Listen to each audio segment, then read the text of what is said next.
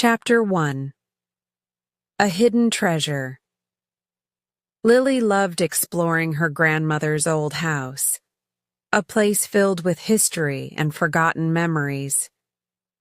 The large Victorian-style home stood at the end of a quiet street, its white paint peeling slightly with age.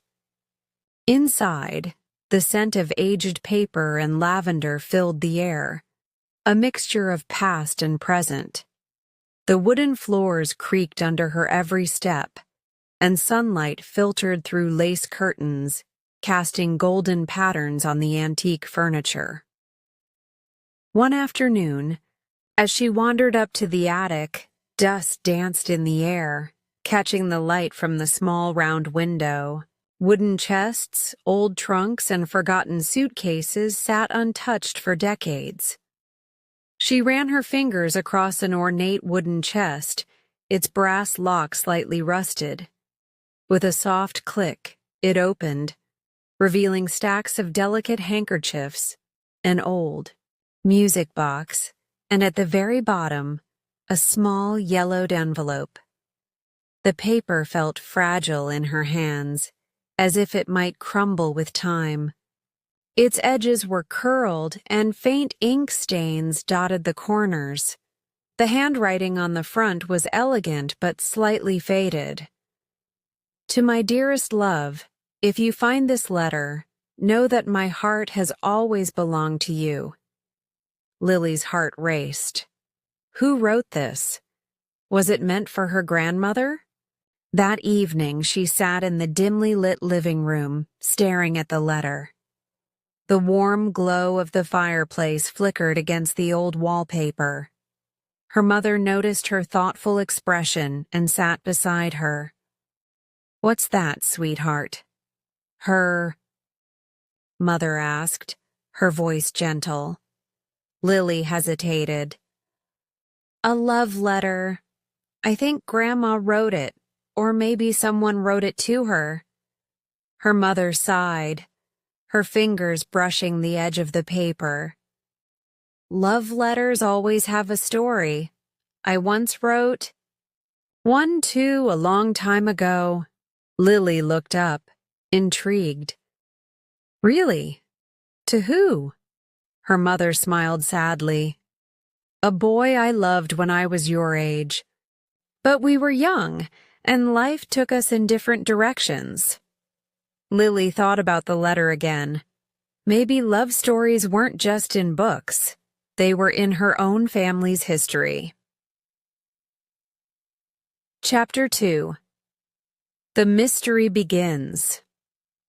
The next day, Lily took the letter to her grandmother, Mrs. Dawson, who sat in her favorite rocking chair by the bay window. The soft afternoon light bathed the room in golden hues. As her grandmother unfolded the letter, her wrinkled fingers trembled slightly. Her eyes widened and a distant look filled her expression. This was written by James," she whispered. "My first love." Lily leaned forward. "James? Who was he?" Her grandmother's gaze drifted to the window, as if searching for him in the past. "We were just teenagers," Mrs. Dawson said. "James Miller was the boy who stole my heart. He had dark, wavy hair, deep brown eyes, and a dimpled smile that could melt away any sadness. He was kind, always carrying around a sketchbook, drawing everything he saw." Lily listened, captivated. "We spent every summer together, walking by the river, talking about dreams we were too young to understand," her grandmother continued. "But my parents didn't approve of him. They wanted me to marry someone wealthy, someone respectable. One day he left town, and I never saw him again." Lily clutched the letter. "But he wrote this. That means he never forgot you." Mrs. Dawson smiled wistfully. "Maybe, But it's been over 50 years, Lily. Some things are meant to stay in the past. But Lily wasn't convinced. That night, lying in bed, she couldn't shake the feeling that this story wasn't over yet. Chapter 3. Clues from the past. Determined to find out what happened to James Miller, Lily started researching. The town's library was quiet, the air filled with the faint scent of ink and parchment. She spent hours flipping through old newspapers, scanning microfilms, and searching through dusty archives. Finally, she found something. A newspaper article from 1965. A black and white photograph of a young man caught her eye. He was standing beside an easel, a half-finished painting behind him. James Miller, a talented artist, leaves town for New York to follow his dreams. Lily's heart pounded. If James had become an artist, maybe he was still alive. She rushed home and searched online. After scrolling through endless pages, she finally found an art gallery website featuring a painting by James Miller. And there, at the bottom of the page, was an address. Before she told her grandmother, she turned to her mother. "Mom, do you ever wonder what would have happened if you had stayed with the boy you loved?"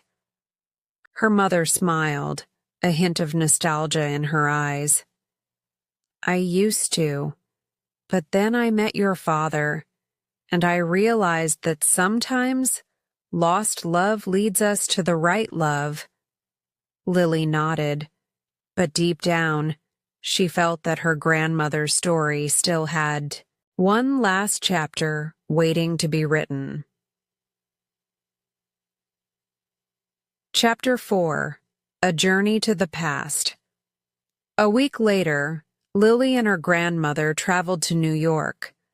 The towering buildings, the honking taxis, the rush of people, it was all so different from their quiet little town. But Mrs. Dawson barely noticed.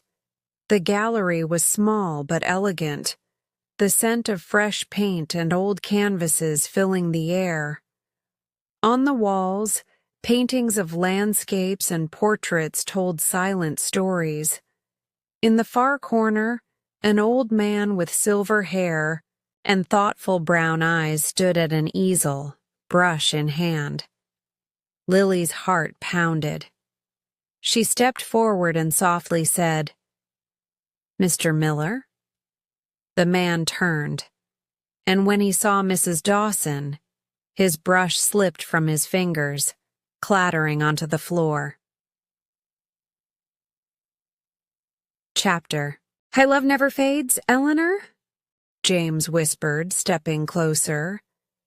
"Is it really you?" Mrs. Dawson covered her mouth, tears glistening in her eyes. "James, after all these years." For a moment, neither of them spoke.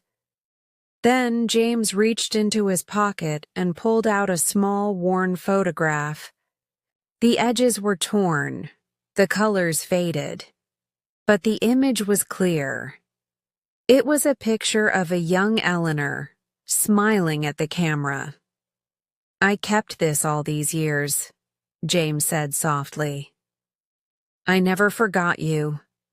Lily watched, feeling a warmth spread through her chest. Later that evening, as they walked through the city, Mrs. Dawson turned to Lily and squeezed her hand.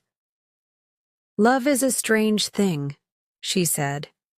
"Sometimes it stays, sometimes it goes, and sometimes it finds its way back." And as they sat down, sharing memories of the past, Lily realized something important. Some stories don't have an ending. They just wait for the right moment to continue.